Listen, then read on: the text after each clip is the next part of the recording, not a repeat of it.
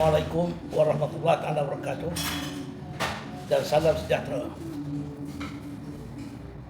Saya ingin membuat ulasan mengenai dengan belanjawan 2025 kerana banyak sangat pihak bertanya dan menghantar WhatsApp kepada saya minta pandangan mengenai dengan belanjawan yang dibentang oleh Datuk Seri Anwar Ibrahim di Dewan Rakyat semalam.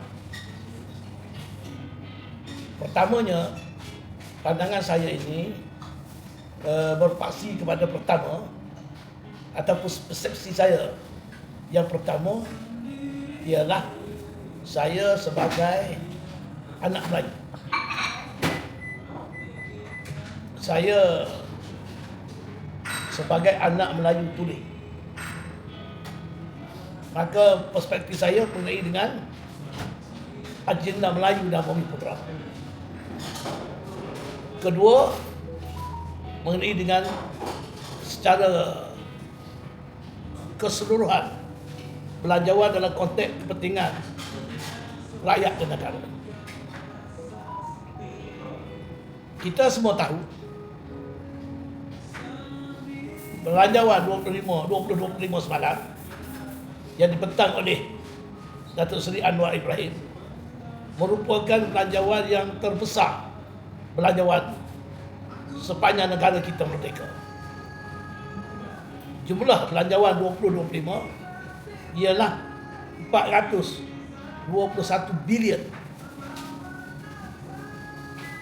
di mana hasil yang dijangka masuk untuk kerajaan ialah 340 bilion sahaja. Artinya kurang 81 bilion defisit. Sumbangan pendapatan kepada kerajaan melalui Petronas hasil minyak hanyalah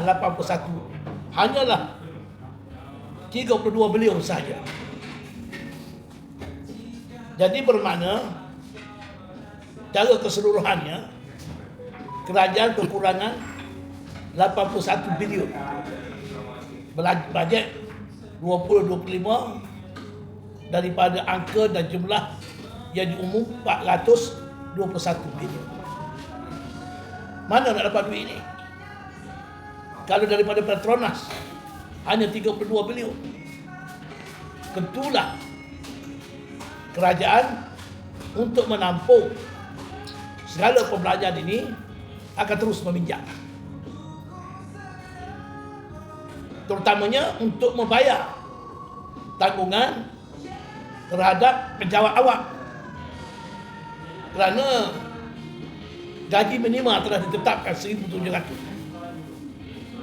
Berarti mana-mana kaki tangan pejabat awam yang menerima gaji kurang daripada 1,700 akan meningkat ke 1,700 dan tentunya kosnya akan bertambah bagi menanggung gaji emolumen kaki tangan kerajaan. Dan apabila 1,700 ini dijadikan gaji minima, tentulah sebahagian kaki tangan yang mendapat pendapatan kurang daripada 1,700 akan merasa gembira.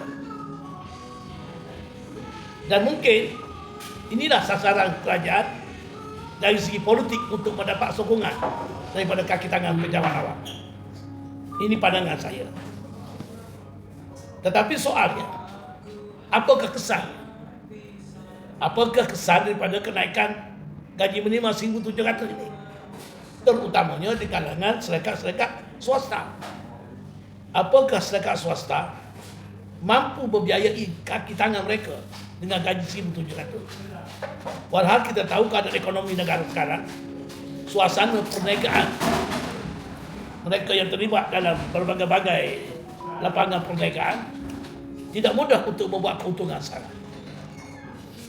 Malah kalau ada orang baru nak berniaga, mengambil 2 kaki tangan, dah kena bayar lebih kurang 4,000 sebulan. RM1,700 seorang, termasuk ETF, termasuk sosok dan lain-lain dekat 2,000. 2 orang 4,000. Kalau 5 orang 10,000. Boleh ke untung lebih daripada 10,000 nanti.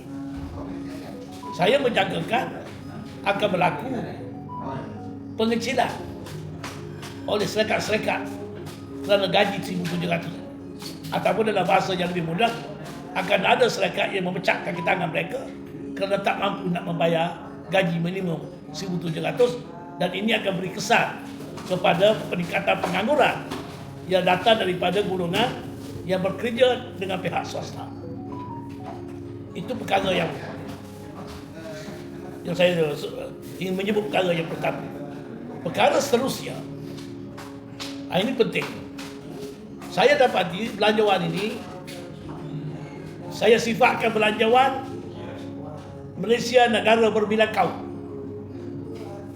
Kerana saya perhati dan saya mendengar dengan teliti belanjawan semalam daripada awal sampai habis. Yang saya tunggu ialah apakah tindakan-tindakan afirmatif, tindakan-tindakan intervensi, program dan tindakan ekonomi untuk mengangkat martabat ekonomi Bumiputera. Ini saya tengok langsung tak ada. Malah tak disebut langsung pun dengan jelas usaha-usaha memperkasakan agenda Bumiputera. Saya nak ingatkan kepada seluruh umat Melayu Malaysia dan kaum Bumiputera, segarlah sekarang ini sudah tidak ada lagi dasar yang menjadikan agenda Bumiputera sebagai tunjang utama dalam rangka bukan sahaja belanjawan tahunan, tetapi dasar-dasar ekonomi. Tidak lagi agenda Bumiputera menjadi asas utama. Yang sepatutnya selalunya agenda Bumiputera lah yang menjadi pemangkin. Kerana banyak sebab. Pertamanya kerana kaum Bumiputera adalah kaum majoriti negara ini. Kedua, jurang perbezaan pendapatan dan penguasaan keekonomi negara tidak seimbang untuk kaum Bumiputera yang berjumlah 70%. Jadi sudah pada tentu semangat dasar ekonomi baru, agenda kaum Bumiputera yang disebutkan affirmative action mesti diteruskan sehingga mencapai satu tahap yang benar-benar memuaskan, di mana golongan majoriti 70% Bumiputera turut menguasai keekonomi negara secara adil. Sekarang ini terbalik. Kaum minoriti yang 30% menguasai ekonomi negara, manakala majoriti kaum Bumiputera yang asalnya rakyat asal negara ini, kai pagi makan pagi, kai petang makan petang. Dan agenda untuk ini sudah tidak ada lagi, dikecuali apa yang disebut agenda kesamarataan untuk B40, iaitu ke arah usaha membasmi kemiskinan tanpa mengira kaum. Tetapi bagaimana dengan agenda-agenda lain? Saya tengok tidak ada dalam belanjawan yang diumumkan semalam. Contohnya, Biro Ekonomi Bumiputera, Bumiputera, telah mengadakan beberapa kali percamahan pemikiran dan merumuskan antara fokus utama yang perlu ditangani oleh kerajaan dari segi membantu masa depan kaum Bumiputera ialah isu property ownership, iaitu bagaimana kita boleh menambah pemilikan blok-blok kedai, rumah kedai, komersial, dalam bangunan gedung-gedung besar, rumah-rumah kediaman yang bernilai tinggi yang sekarang ini dikuasai oleh bukan Bumiputera dan orang asing. Malah lebih buruk lagi bila kerajaan melaksanakan dasar Malaysia My Second Home. Jadi berarti kedudukan pemilikan harta kaum Bumiputera makin mengecil. Sudahlah, tanah rezak Melayu berkurang teramat sangat. Jadi katakan sudah sampai pada tahap tinggal 20% sahaja. Jadi apa artinya pembangunan? Apa artinya kemajuan? Kalau kaum asal yang 70% ini merepak di bumi sendiri, menjadi peminta sedekah di bumi sendiri. 70 tahun dah merdeka, tetapi mengharapkan rumah PPRT. Tidak lebih daripada itu. Dan kalau nak merdeka, berharap pada tekun, amanah ikhtiar, yang modalnya tak seberapa. Dan ini pun diberi untuk semua kaum, bukan saja lagi Bumi Putra. Jadi sebab itu Biro Ekonomi Parti Putera mencadangkan di ujung satu agensi di mana kerajaan meletak dana 100 triliun, dan dana ini digunakan untuk bagi pinjaman kepada kaum Bumi Putra yang nak beli rumah kedai ataupun commercial block di mana-mana saja dengan pinjaman 100%. Dan kerajaan tidak akan hilang duit pinjaman ini kerana harta properti ini menjadi cagaran, dan properti ataupun tanah, harta tanah ini harganya selalu naik. Dia bukan turun seperti kereta ataupun kenderaan.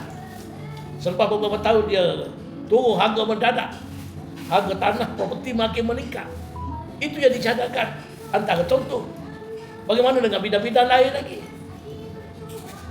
Kita tengok sekarang ni industri pembuatan, industri rangkaian trading, industri pemakanan, even pada pertanian sekalipun, semua bidang, sehingga termasuk pada cerita isu telur dan ayam dikuasai oleh katil-katil.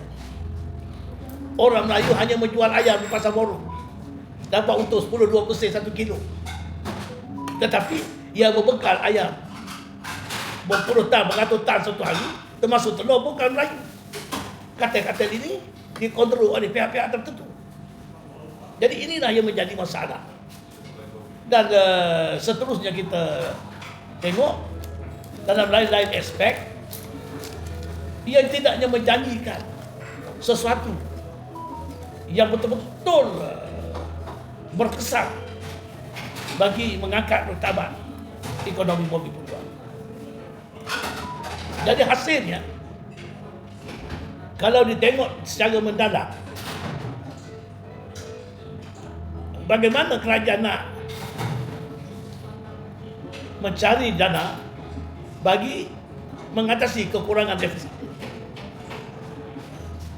Saya tak tahu sama ada Perdana Menteri yang juga Menteri Kewangan dengan falsafah Confuciusnya, dengan macam-macam quotation yang disebut dalam bahasa Cina ataupun bahasa Korea ataupun sebagainya, yang saya tengok ianya tak lebih daripada semacam untuk syok sendiri.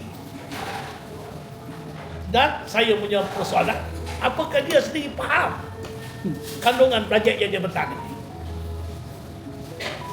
Baik, tunggu kesan bulan Jun 2025 apabila subsidi kepada untuk petrol RON 95 akan ditarik balik. Dalam ungkapannya disebut rasionalisasi. Dulu diesel, bulan Jun tahun depan petrol. Ayat rasionalisasi ini sebenarnya penghapusan subsidi, cuma tak diguna ayat penghapusan subsidi, sebut rasionalisasi supaya bunyi itu sedap sikit. Tetapi kesannya nanti tengok macam mana. Kesan kepada penghapusan minyak diesel baru-baru ni pun rakyat sudah mengalami tekanan yang amat tenang, dan belum lagi pulih, dan jauh daripada pulih, kenaikan kos sara hidup. Dan bulan 5 tahun depan datang pula RON 95 yang mungkin akan naik harga RM3 lebih. Semalam Perdana Menteri Kewangan bentang menyebut harga minyak Thailand berapa, harga minyak Singapura berapa, semua tinggi-tinggi. Saya nak beritahu Perdana Menteri Kewangan, dulu dia pun pernah sebut apa yang saya nak sebut ni. Dulu pernah waktu dia dalam perbankan, waktu dia jadi Presiden ABIN dulu sekalipun, dia pernah mempersedakan kerajaan, kalau nak banding kedudukan Malaysia, kenapa banding dengan Bangladesh? Kenapa banding dengan Sri Lanka? Kenapa tak banding dengan negara-negara lain? Kita ada minyak. Masalahnya kita ada minyak, kita ada Petronas. Singapura tak ada minyak, Thailand tak ada minyak. Negara-negara lain pun tak ada banyak minyak. Even Saudi Arabia dan negara yang ada minyak, ialah harganya tidaklah tinggi sangat kalau nak dibandingkan negara tak ada minyak. Tetapi saya percaya RON 95 ini bila ditarik balik subsidi bulan 5, saya percaya seliter nanti juga sekitar RM3 lebih. Sebelum ini, apabila dilaksanakan pemasuhan subsidi untuk diesel, harganya naik kepada RM3.25. Tetapi sekarang dah turun jadi RM2.95. Tetapi walaupun RM2.95 dibandingkan dengan zaman subsidi dulu RM2.15, jauh bezanya. Tidak memberi kesan kepada keselesaan kehidupan rakyat. Jadi saya pasti apabila subsidi untuk petrol 95 ditarik balik bulan 5 ini nanti, saya percaya harganya mungkin sekitar dekat RM3 1 liter seperti harga diesel. Tidak mustahil. Jadi ini akan menyebabkan kos sara hidup rakyat, inflasi akan terus meningkat. Dan inilah belanjawan memboga kehidupan rakyat lebih tenang pada masa akan datang. Terima kasih.